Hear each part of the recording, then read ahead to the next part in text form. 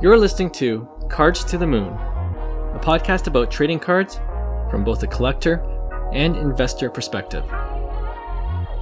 We hope you'll stick around for the ride as we take a deep dive into the state of the hobby, share some hot takes, hopefully some useful advice, and fun stories along the way.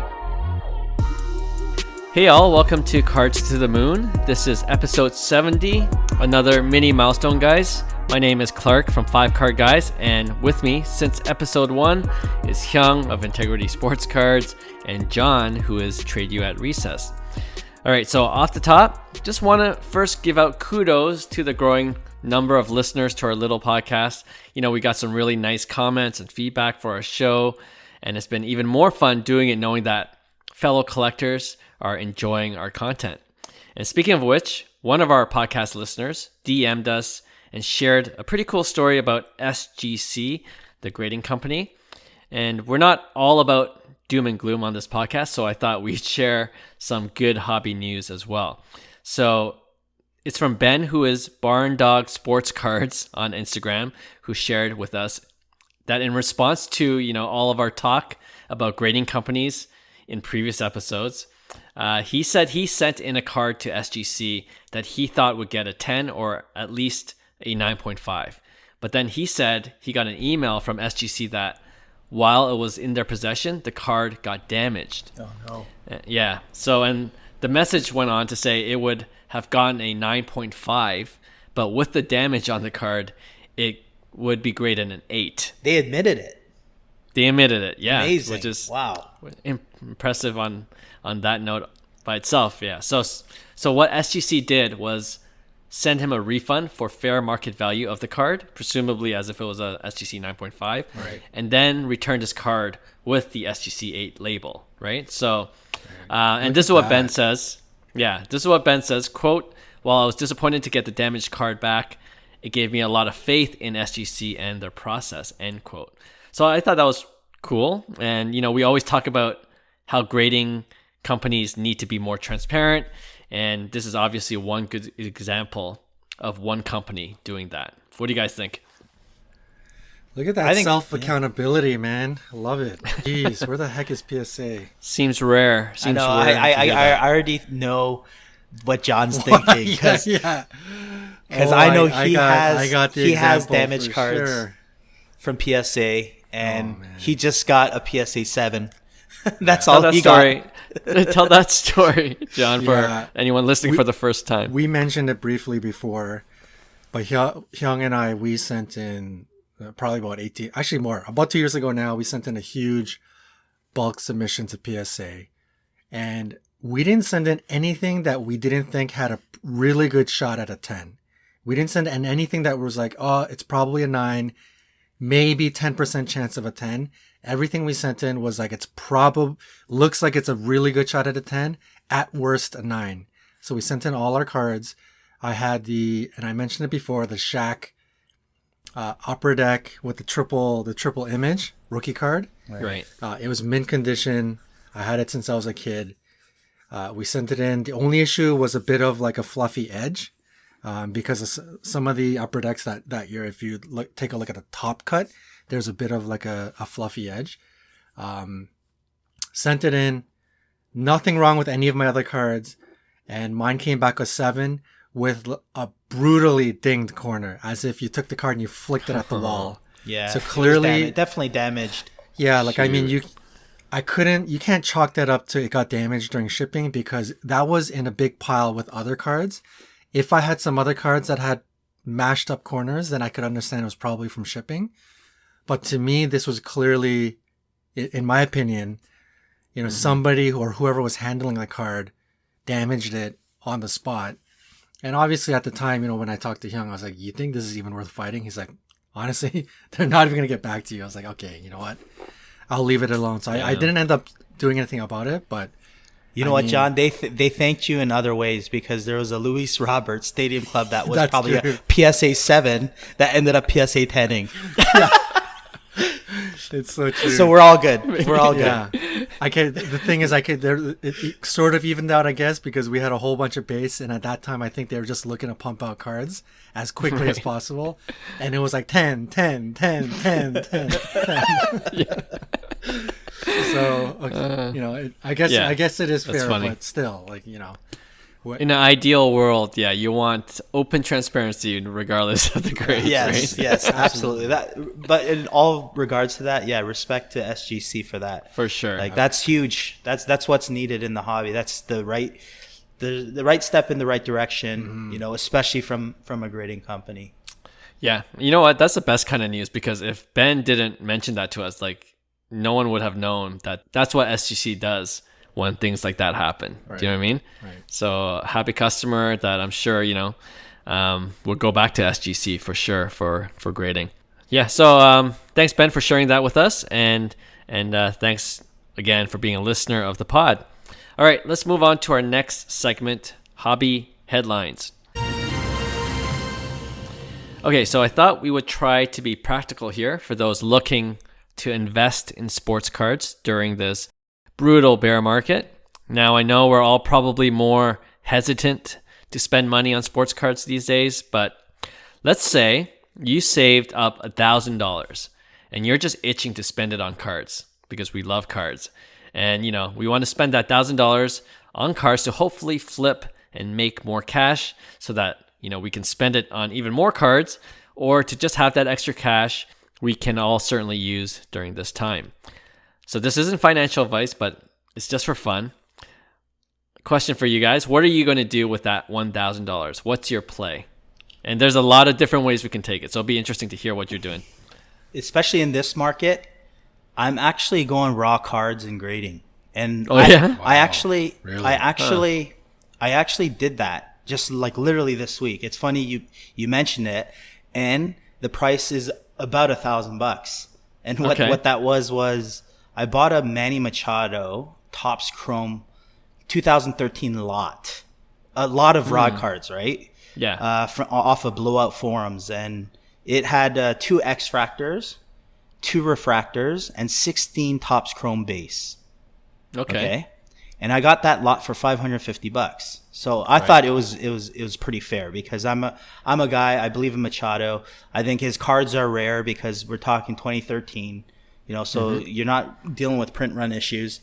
And, you look at PSA 10 reports of the base, there's only, I think 696 PSA 10s, right? And they're going for about $150. So I landed 16 in that lot, right? So the gem rate is basically 700 for 1,200 around. So it's above 50%.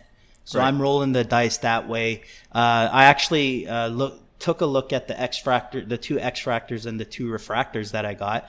Honestly, all 4 legit chance of That's a PSA good. 10. Yeah. So I sent it off to PSA actually today, right? So X-Fractors are going for, a few hundred at that point. So I think, like, for me, the opportunity was great because it's tough to flip slabs in a bear market, right? If you're flipping. But for me, I look at the value of players that I think, are going to eventually, the market's going to catch up because they're a great player. And I'll go the raw route that way, and then, take my chances on grading. Hopefully, and this kind of worked best case scenario, because these cards could have been totally damaged, and I wouldn't have, I would have taken on that risk, right? But you know what, the 4 cards that I sent off to PSA today were absolutely clean. And so I thought, so that's given me a budget about $1,000, because I'll do the 16 based on the $30 value. It'll take 9 months, 30 Canadian dollars, and then I sent the 4 refractors to PSA on a $50 submission. So it's about, I'd say, just under $1,000 all in. Yeah. Okay. Interesting. Nice play. Yeah. That's. I'm surprised by that, but I think that's a pretty good example of, like, you got to do your research to make that work. Like going on Blowout Forums. That's good advice too. Like, not a lot of people would go beyond eBay. Oh man, I'm telling you though, if you're selling on there, beware, because you're gonna get everybody lowballs, like the lowball of the lowballs of the lowballs. Got it. All right. What are you doing, John, with the $1,000? Well, you know, previously we talked about things to stay away from in the bear market, and I think a bunch of mine were sticking with 10s, whether it's PSA, SGC, or whatnot. So you got to stick with a 10. You're gonna want to stay away from base. At least I am. So with $1,000, just strictly thinking investor. You know, it's not. For some, it may be really, really big money. I think it's kind of like right in that sweet spot where it's kind of pretty good money and sort of like play money. So I would put it at, I would think short term for the $1,000 instead of like putting $1,000 into long term. You'd want to try to make the $1,000 maybe, you know, when the bear market flips the other way, you can start to, you know, double, maybe triple your money. So I'll certainly look at it short term. Stick to, you know, for me, I'll probably stick to PSA 10. And to be honest, maybe one card is a bit risky. I think I'd probably look at two, because you know, if you want to get away from base, you know, $100, 10 cards, like what can you really buy other than base, right? So it would probably be a play of two $500 cards. Or maybe one. Really depends on what I find at 1,000. If it's really like a can't miss, I gotta go for this one. I think it's totally fine to go at one card for 1,000.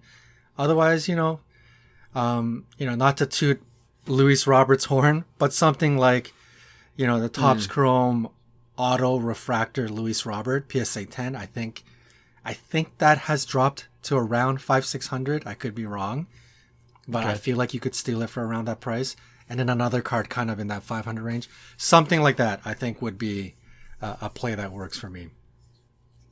Yeah. You got to obviously do your research. Yeah. You got to bank on the player also doing well at this time. Like Hyung went the raw route, but he's also banking on Manny Machado having, you know, upholding his good year and his values going up. So you got to bank on the player, do your research there, and then try to find the best value, best bang for your buck in terms of the purchase.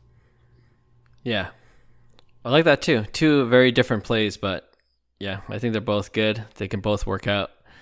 You know, like for me, I guess like with stocks or any investment asset during the bear market, you're looking to diversify. I know it's a boring answer.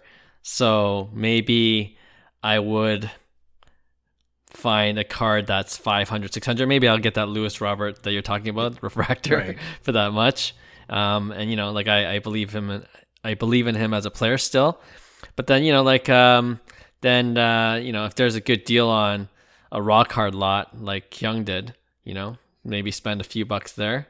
And you know, I wouldn't be opposed to going in on a few breaks, whatever money I have left over. Who's doing some gambling there, you know? I love it. I love this. I love this safe, diversified Clark.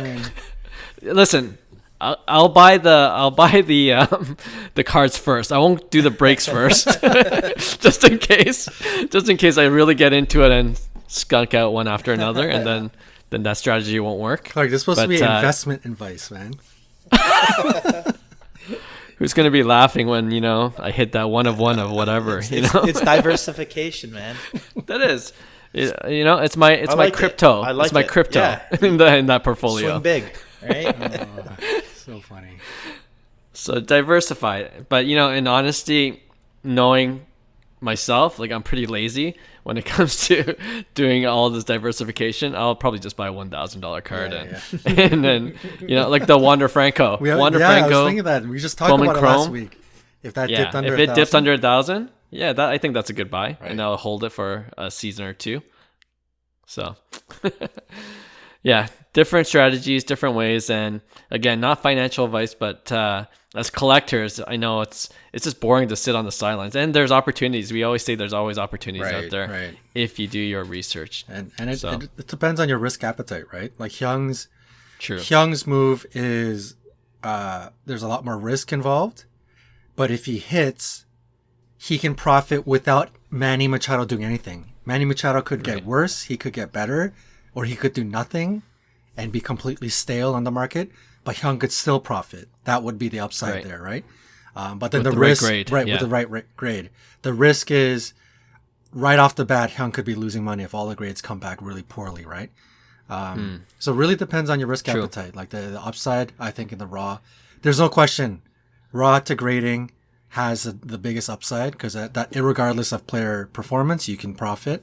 But if you're more risk adverse, like Clark and myself, I would definitely stick to things that maybe things are liquid, PSA 10, non-base cards, something like that. Yeah. Mm-hmm. It's interesting to note that none of us said buy some wax and then rip those and then hope for something big. I was tempted, but I know I was expecting Hyung to say that. Buy some 2022 Bowman Chrome, chase those prospects. Absolutely. If I said $2,000 budget, he would do that with the second $1,000. Diversify, right? Yeah. They would say. All right, that's a quick segment, but there's ways to be creative during this bear market. So I hope we gave you guys some ideas there. All right, let's move on to our next segment. We're calling "Who's That Player?" Okay, this is a new segment, which might be a fun way in identifying some underrated players just by looking at their stats and then guessing who you think that player might be. All right. And to make it more interesting, I'll actually give you guys 2 sets of stats in each example so that we can compare their numbers before revealing which player the stats belong to. All right. For this specific segment, I'm actually only going to stick with baseball because it's the only major sport that's on right now. So we might revisit this segment when basketball or hockey or football starts up again. Okay, so let's just get right into it. First set of data. Player A has played in 91 games this season. All right. 57 runs, 20 home runs, 43 RBIs, 5 stolen bases, batting .250. All right, that's player A. And player B, 86 games, so similar, 62 runs, 22 home runs, 55 RBIs, 2 stolen bases, but he's batting .324. I think I know who both of these guys are, and I think I know exactly why you did it. Okay. If you're a loyal listener of this podcast, you'll know exactly why I did it. Okay, but let me see if this is right. Player A has to be. Sorry, this was the 250 average. 250 right? batting average. That's Juan Soto. You're correct. Yeah, and then player B is your guy, Mr. Devers. Absolutely, 100%. Right? Always underrated. Dang, there you go. Wow. But yes, I know what you did here because Devers is like he's mashing. Smoking. He's mashing. And where's the respect, guys? Like he's you look at mashing. Look at the numbers. More RBIs. Yeah. His batting average is way higher, 324, which is ridiculous, right? And this is obviously just one half of a season, so I get it. It's a fairly small sample size. No, he's been doing it. He's been doing it for a while. He's been doing it for a while. Yeah. So, what do you guys think? Oh man. See, that's why for me, everyday stats don't matter. Like I said in an earlier podcast, like day trading, or even fantasy sports. Like to me, that doesn't equate the longevity of someone's career, right? But in this example, I think it's 2 extremes where it's like Rafael Devers is super, super underrated, and Soto could be categorized as an overrated type, buy because he is overpriced based on his what he's done to his career to this point. It's basically baked in, that he's going to sustain this type of play for the rest of his career, right? So I know exactly why you did it, and I agree. Like I don't know, like for me, it's like I think Devers is a buy. I've been saying Devers is a buy, but like you're right, Hyung. That was like I'm obviously still trying to buy Juan Soto. That's not the point I'm making. That Soto sucks now, but for sure, I'm saying the other side. Player B, Rafael Devers needs more respect. Come on, guys. I agree. John, you gonna buy one? I am not. But he does. I agree with you guys. He definitely deserves more respect.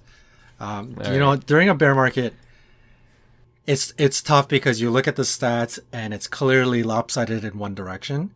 But you got to look at, the reason why guys like Soto, Tatis, Acuna, the classics, the GOAT style players, even though they're not GOATs yet, is that so many people, hobby in general, investors, have so much confidence in those players that they will upkeep or they will go on that trajectory to becoming superstars, right? So even if a guy is down, he really only has upside unless Soto really falters. Like he's having a horrible season. He's had a pretty monstrous July, which brought his numbers up big time. But if he continues to, let's say, play horribly and then next year he does it again, maybe people's minds would change. But for now, I think people are just so confident that he is on his way to being, like Hyung says, the next Ted Williams.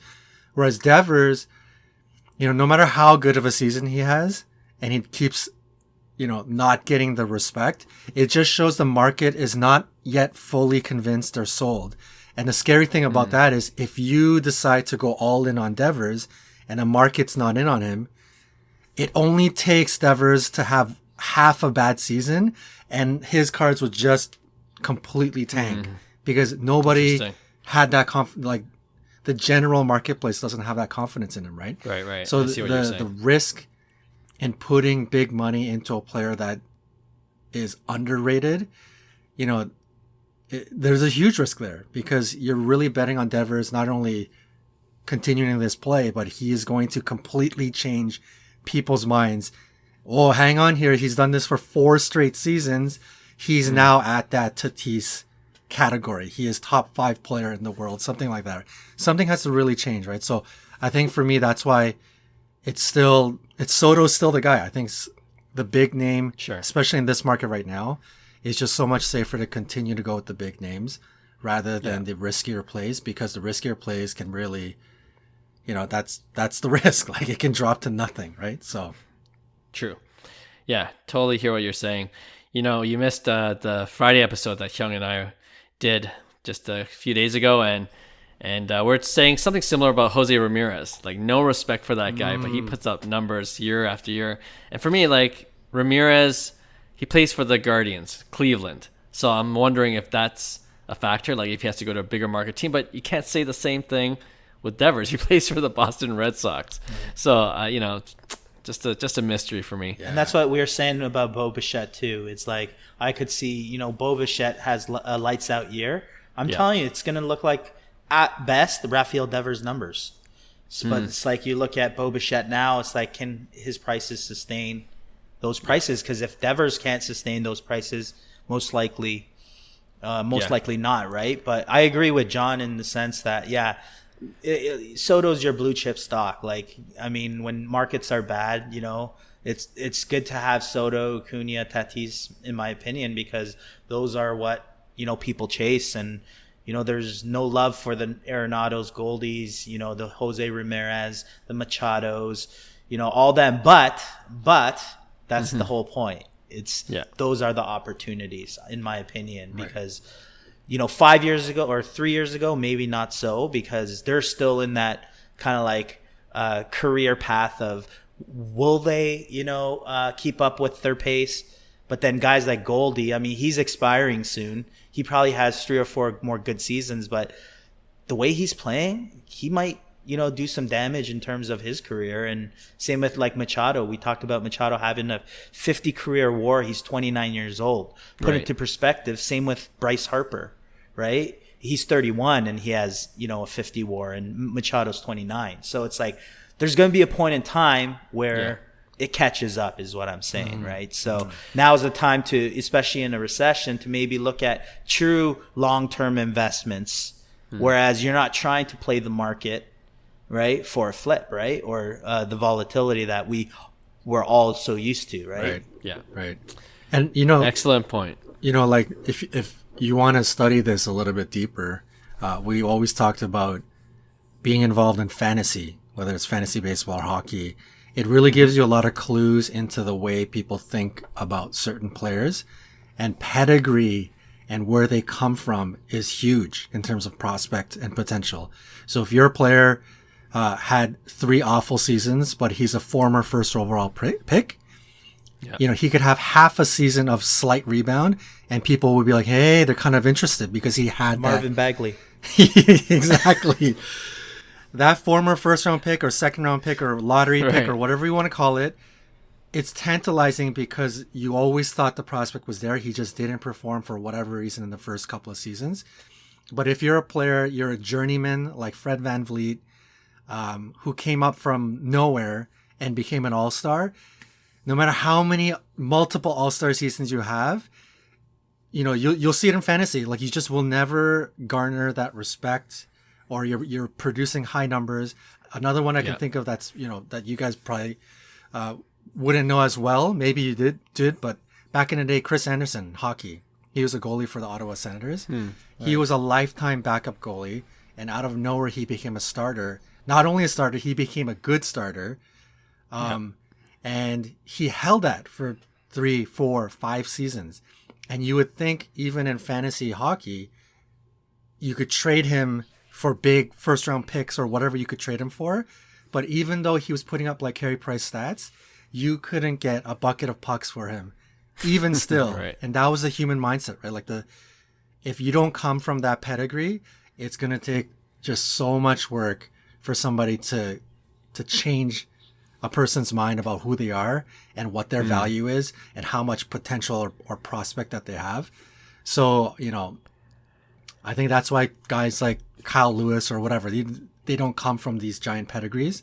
I think those kinds of players, it'd be tough to really change people's opinions. Maybe Kyle Lewis is a bad example. I don't know when he got drafted. Hyung could tell me better, but you guys get what I'm saying, right?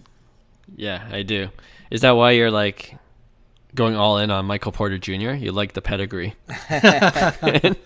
No, but I think that's the point. I think when people knew the prospect was there, and for whatever reason he sucked or horrible injuries, and he comes back, those are the types of plays where you put your money in, where I could see the price really rebounding versus like a Devers or, I can't think of anybody else right now, but you get what I'm saying. Yeah, no, I agree. I agree with that 100%. Yeah. Gotcha. You know what? I'm doubling down on Devers, and in a future episode, oh man, I can't wait to show you how rich I am when the market catches up with Devers. All right, so $1,000, you're buying $1,000 Devers card. I see what's going on. You got it. All right, let's go on to these next 2 players. Okay, player A has played 90 games, and he's batting .321. Okay, 60 runs, 13 home runs, 59 RBIs, 7 stolen bases. All right. Player B, in contrast, is batting .285, so not as well as the .321 batter, but he has 55 runs compared to 60, 27 home runs compared to 13, 61 RBIs compared to 59, so that's even, and 2 stolen bases compared to 7. So the big difference is one has a higher average, but a lot less home runs than the other guy. I wouldn't even know. Freddie Freeman? Yeah, player A, Freddie Freeman. Oh, there you go. Good stuff. I can't. I'll embarrass myself guessing these players. You know what? I'll leave it to Hyung. It's funny. That was good. That I honestly just pulled that, but like I was thinking of Freddie Freeman and how underrated he is. It's like he's proven, in Atlanta that he was the dude, and he goes over to LA and he just continues kind of like what he started in, Atlanta. So yeah. And sorry, what was the other player B? And this is kind of a similar situation with the Juan Soto versus Rafael Devers comparison. Like, I'm not saying anything about Freddie Freeman. It's more I'm making this point about this player B who is batting .285 instead of Freddie Freeman's .321. Their runs and their RBIs are even, and stolen bases 2-7. But the major difference is that this guy has hit 27 home runs, 27 bombs, 285. 14 more than Freddie Freeman. Right. And if I was just paying attention to the home run race, it'd probably be an easy guess. He plays for the Atlanta Braves. Austin Riley? You're right. Yeah. Oh man, yeah. There you go. Well done. I'm just making that point that Freeman, we all respect, and we still think he's underrated. But Riley is completely off the radar. Right. Yeah, for me, I think Riley's he's still young, but he's not young though. That's the problem. So you're dealing with that kind of like mid-20s guy who's in his second year, third year. I'm sorry, not second, third year, but like last year was his big year, right? His coming out party, but he's like 25, 26 then.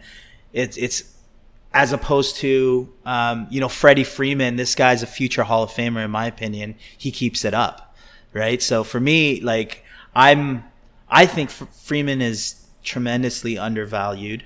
Kid has, 46 WAR. He's 32 years old. Mm-hmm. So Freeman, Freeman, and gets absolutely no love, right? So for me, it's like I can't give Austin Riley that kind of love. Sure, if Freddie Freeman doesn't give that love. Yeah. Good point. Yeah, Austin Riley is playing good. Holy cow. He's backing it up. He's backing it up. Absolutely.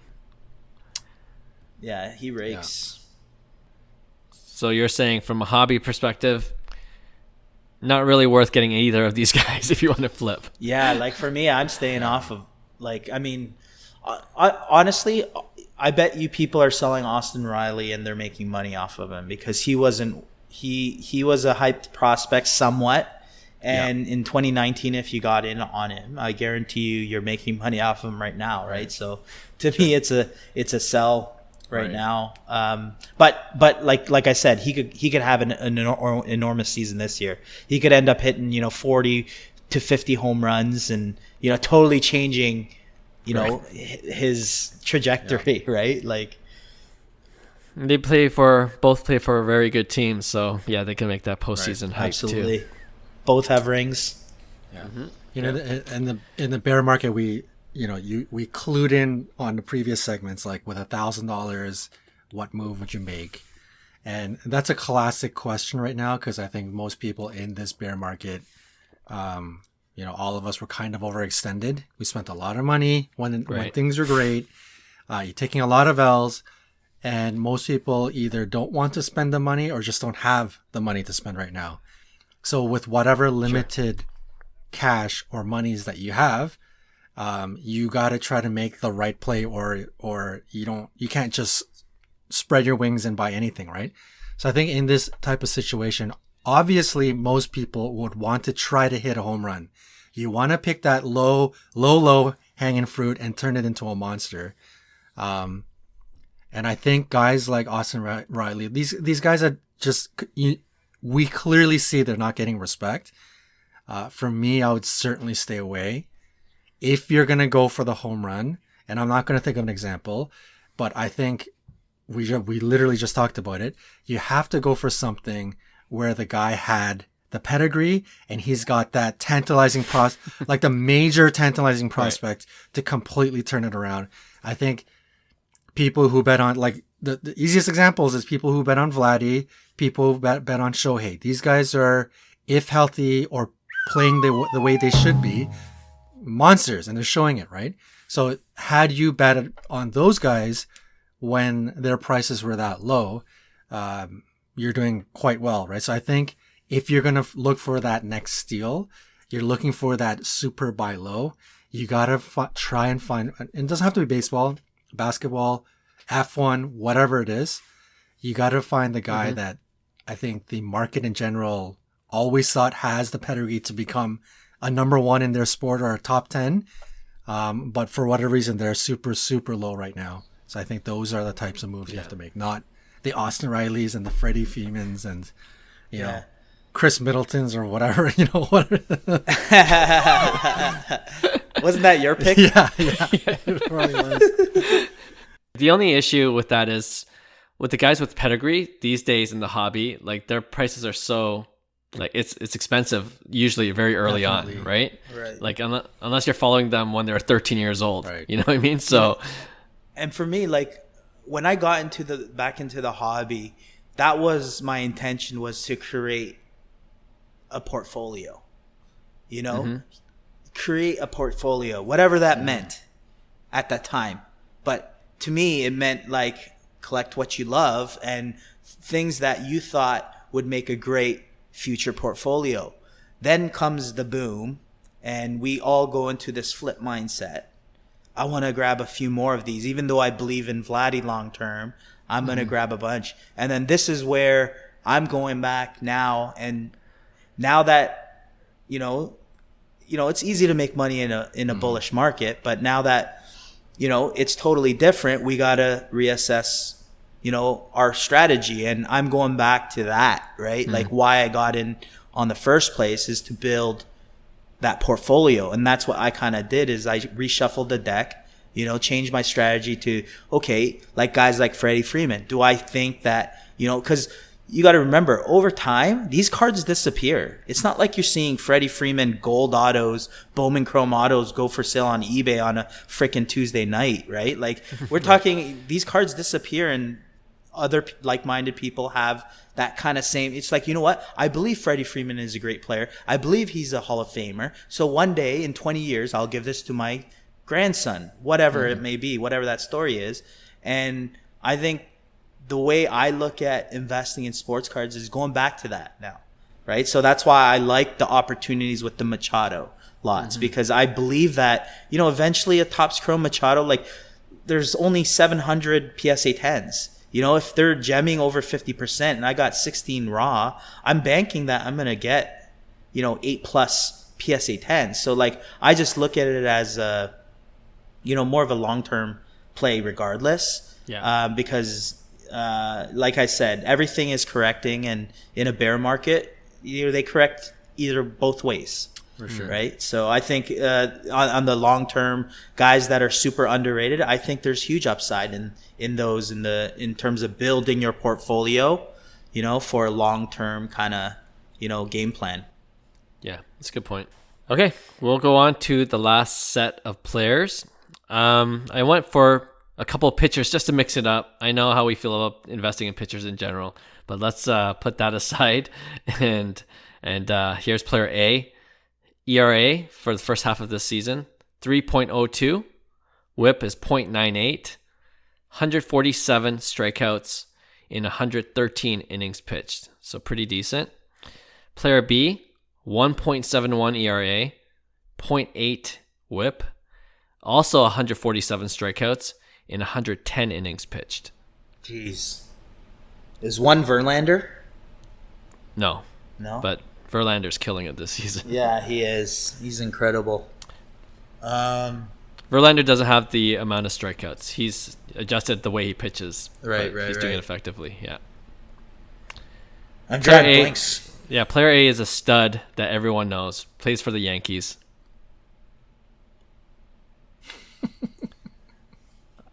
I'll edit the dead air. That just happened. I'm drawing blanks on pictures. I can't. I'm like, you lost me on pictures. I'm like, oh shoot.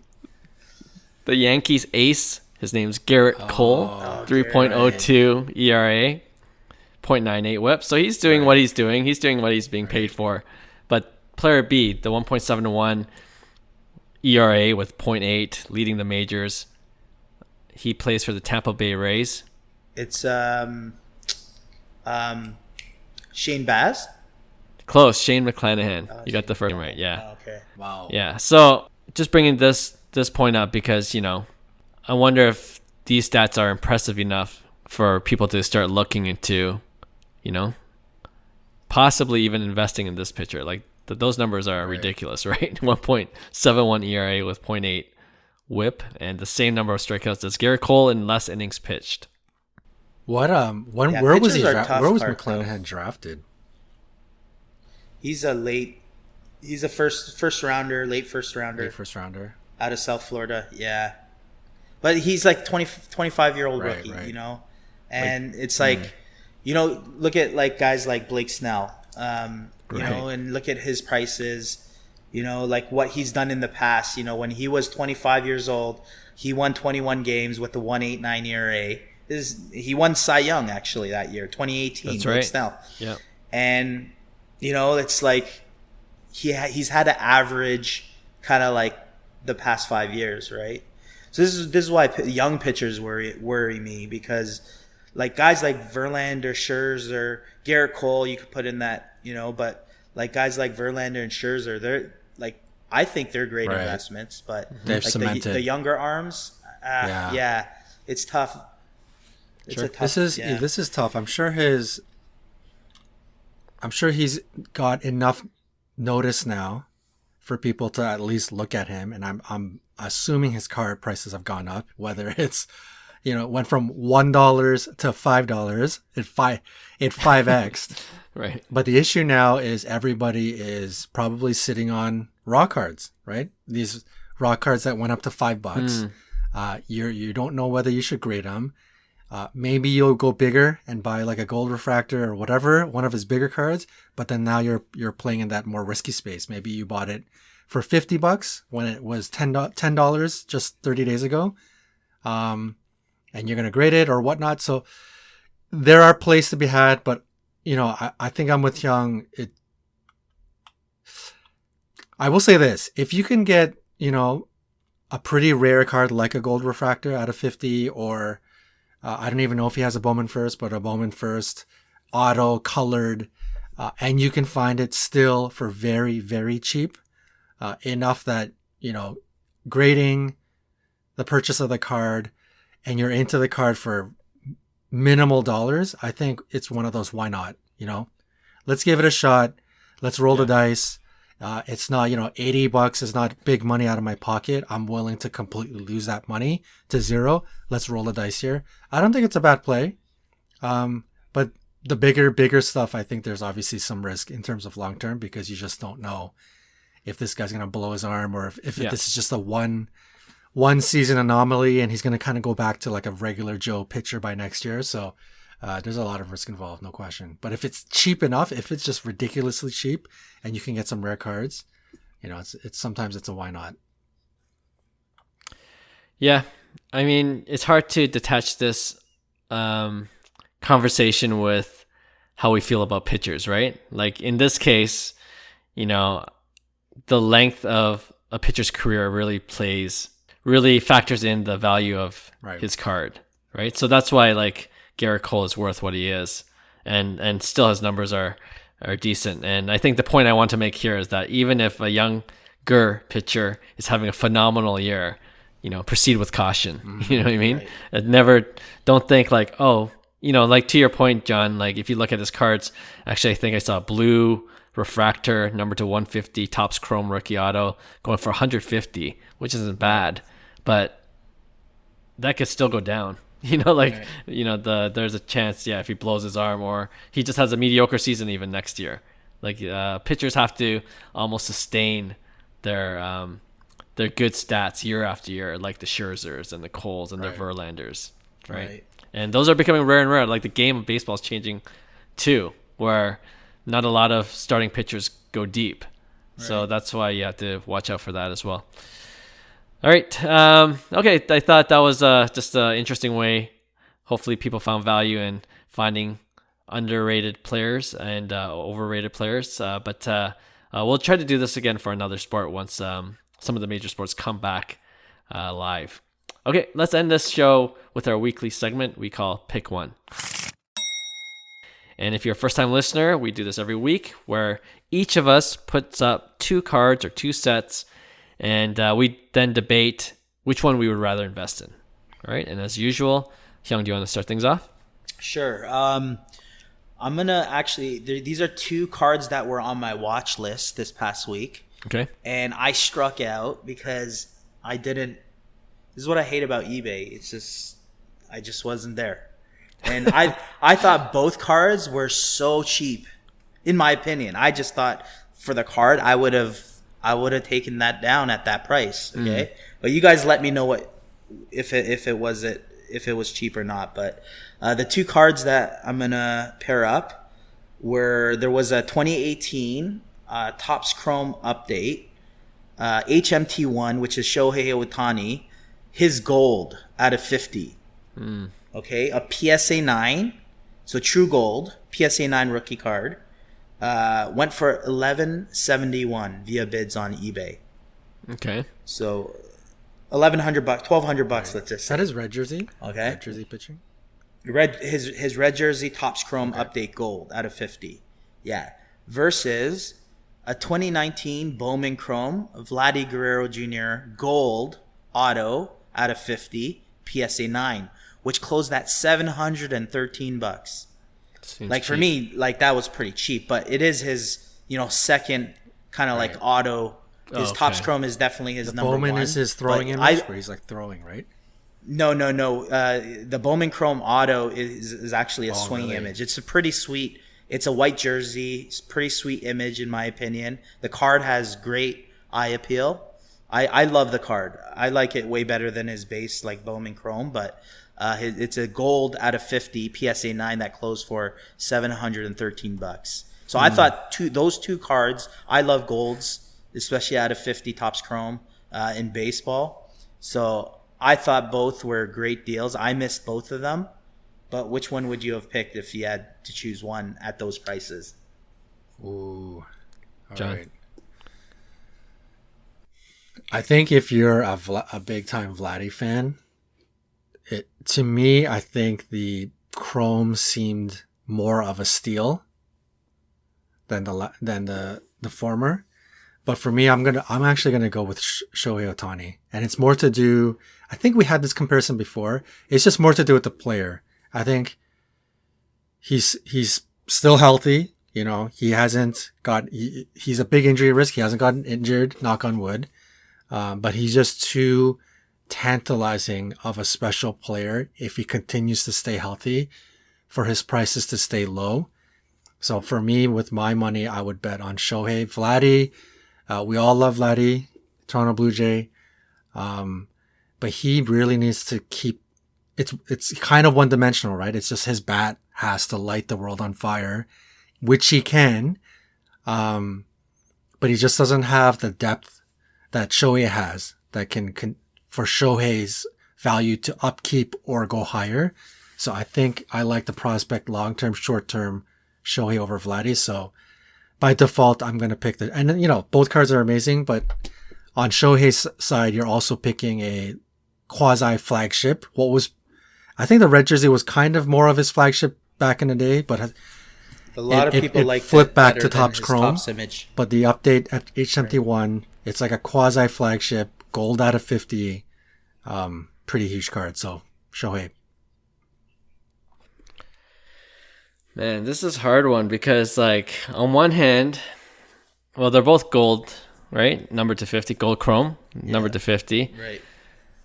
And, I'm thinking, they're both PSA 9s. I'm kind of off PSA 9s now, but... We're going to crack and resubmit. Okay.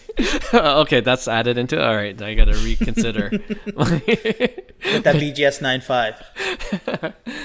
That'd be sweet. Yeah, but then, because the gold chrome factors into it, it's only there's only 50 of them, so the PSA 9 doesn't matter for me as much.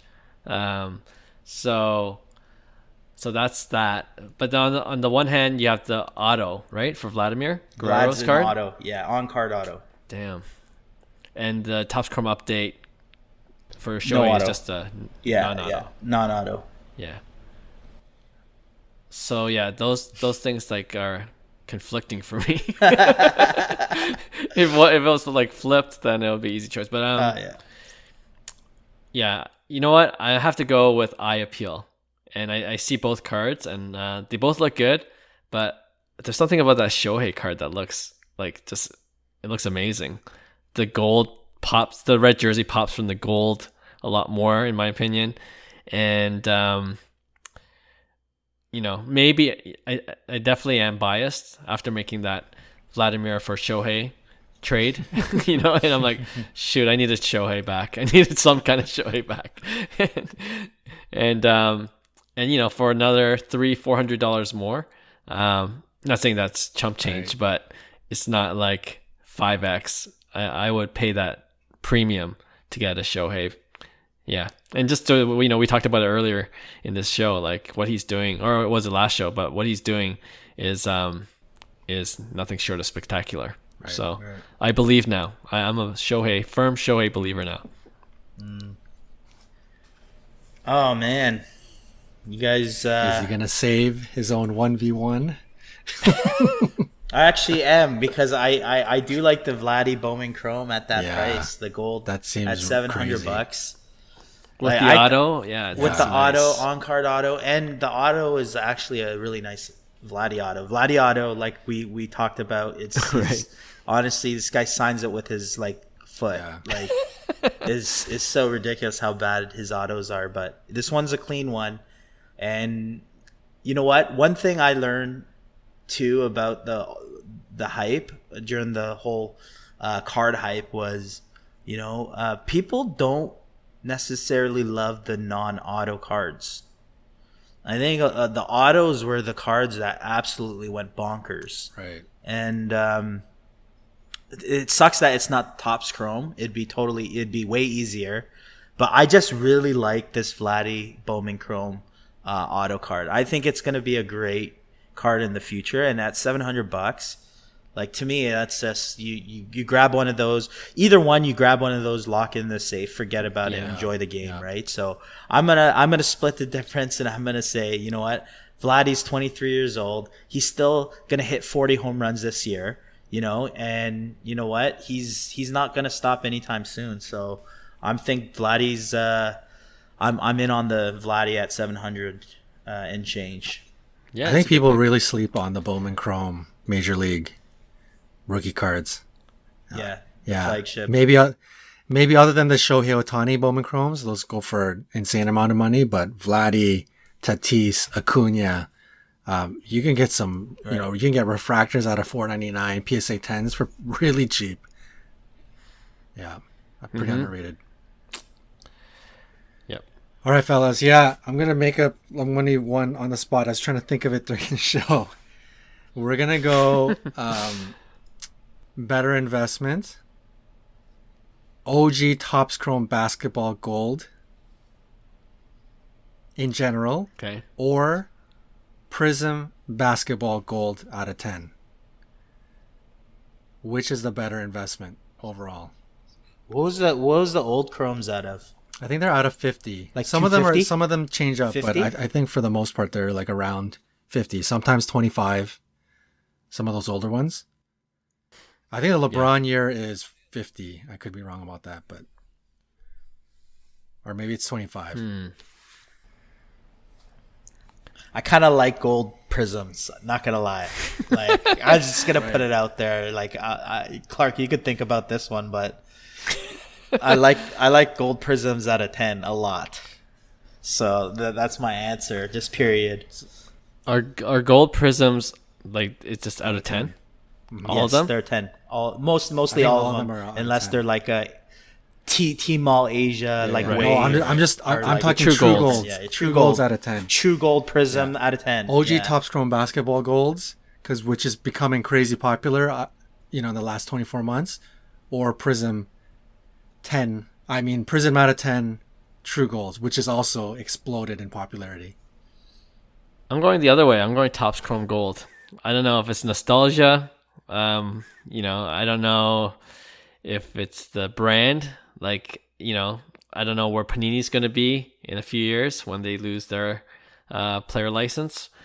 And, it could swing back to Topps being more relevant again, right? So with all that factored in and the nostalgia, I think Topps Chrome is going to just come back with huge, even bigger force.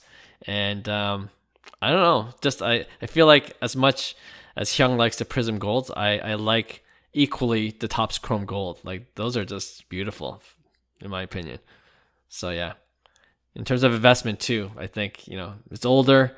If it's a stud player, like, obviously LeBron, but even other players like D Wade or whatnot, like those have pretty good value. So Topps Chrome Gold is what I'm going with. I am going to agree with Clark. I'm going to pick Topps Chrome Gold. I think it does have something to do with a little bit of a bias, that it's something that was OG that I loved. But I'm going to make the point also about Fanatics taking over and Topps Chrome Basketball making a comeback. I think when Topps Chrome Basketball is front and center on people's minds again, those old Topps Chrome, especially those gold refractors, And it doesn't have to be LeBron rookie. We all know like that's in outer space and it's something that you can't afford. But second, third, fourth year, even guys like Kevin Durant, Chris Paul, Dwayne Wade, Dirk Nowitzki. These are all GOATs, relatively affordable, not super cheap. But I think those are cards that people are going to really collect when Topps Chrome becomes, even more so when Topps Chrome is on the forefront of people's minds. So for me, long-term investment, I do like the upside of Topps Chrome, OG Topps Chrome Gold. Yep, agreed. I'm actually looking for like a lot of Topps Chrome Refractor, those old school basketball cards. Awesome, man, and they're so hard to find. This is shine. Even if they're numbered out of 50, I don't think not like all 50 were pulled. Not even close. I think there's so many ruined in basketball. In waxes, in somebody's garage. Maybe they got destroyed, lit on fire. I think that we won't even get close. We won't get close to those 50 numbers. So they're really rare. Yeah. Love them. All right, good one. Okay, we'll end off the show with my pick one. So on one side, and I've been seeing a lot of these kind of unique Michael Jordan cards lately on my eBay feed. But okay, one side you got Michael Jordan, his 2008-2009 Upper Deck Premier Preeminence autograph card, numbered to 25, and it's graded PSA 1010. The last one sold for almost $17,000 at Golden just a few days ago. Versus Michael Jordan's 1986 Fleer, his iconic rookie card PSA 9, which sold for just over $18,000 a couple days ago on eBay. What's the pop on that auto? I bet it's pop 1. 25. Oh, the pop. Oh, the PSA 10? Yeah, it might be 1 or 2. Man, this one's tough. Non-rookie. It's one of those like insert right autograph cards. Ooh. How does it look though? Does it have crazy eye appeal? Yeah, I was trying to look for it. I want to see this card. I gotta what are we talking here? I'll send it to you. Yeah. I'm leaning towards the 86 Fleer unless this card is has some great eye appeal. All right, guys, I just sent it to you on our chat. So, oh man, for me, honestly, I think that card is nice, and it's awesome that it's numbered as 25. PSA 1010. PSA 1010. It's MJ's auto, which is insane. But for me, you're talking PSA 9 of the most iconic basketball card ever. And PSA 9s are it's PSA 9 86 Fleer is an amazing card. That's anybody's, wish list. So for me, I'm going to 86 Fleer. I'm not going to try to be fancy, although I would love to have that Jordan. That's a sick Jordan too. That other preeminence Jordan that you're talking about. Interesting. The pop count on the Fleer 1986 PSA 9 is about just under 3,000 FYI. Yeah.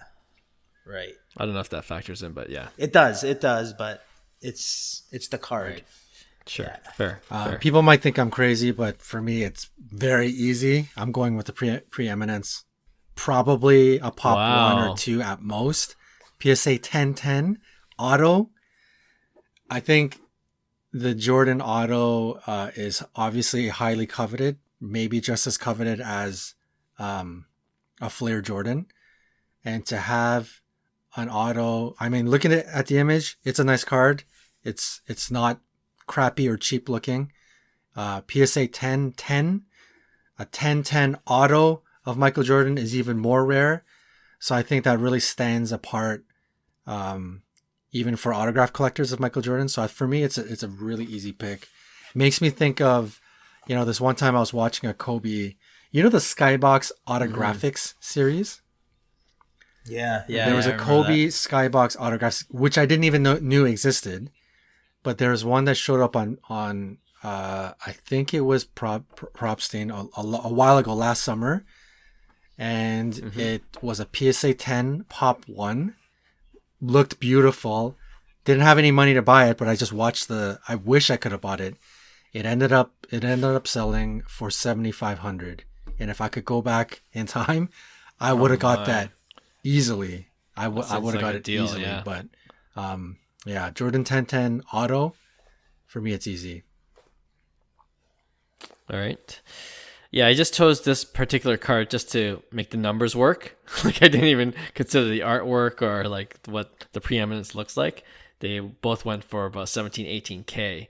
But yeah, I wanted to see how much of the iconic factor of the Fleer 1986 rookie plays into your decision. So, you know what? I'm going to side with John. Like, I feel like it's kind of, I'm glad you brought up the Kobe comp. Like, the greatness of Jordan, Bryant, those players, like, their autograph cards are just like, I feel like it's one of those things that just will continue to go up regardless of the bull bear markets of the hobby. And yeah, and the PSA 1010 obviously is a good bonus. And yeah, I don't know. Obviously the 1986 Fleer is iconic, but I can't get over the fact that like there's still a lot of them out there, relatively speaking, right. and non-auto as well. So it's funny I say that because I picked Shohei for Hyung's 1v1, the non-auto over the auto, but just but like a Jordan or a Kobe auto, that's we're talking a completely different. Yeah. True. Yeah. So, all right. Yeah, that's our show for today. Thanks again to all our listeners and subscribers. We really appreciate you guys tuning in week after week. And if you enjoyed the show, we really would appreciate you giving us 5 stars. It helps us out a lot. And yeah, we'll be back next week for a new episode. See you then. Bye. Hey, thanks for listening to Cards to the Moon. We'd really appreciate you subscribing to our podcast wherever you listen to your podcasts. And you can also connect with each of us on Instagram at 5cardguys, or you can follow Hyung at Integrity Sports Cards, or John at TradeU at Recess. You can also check us out at 5cardguys.com. Thanks again, and hope to connect soon.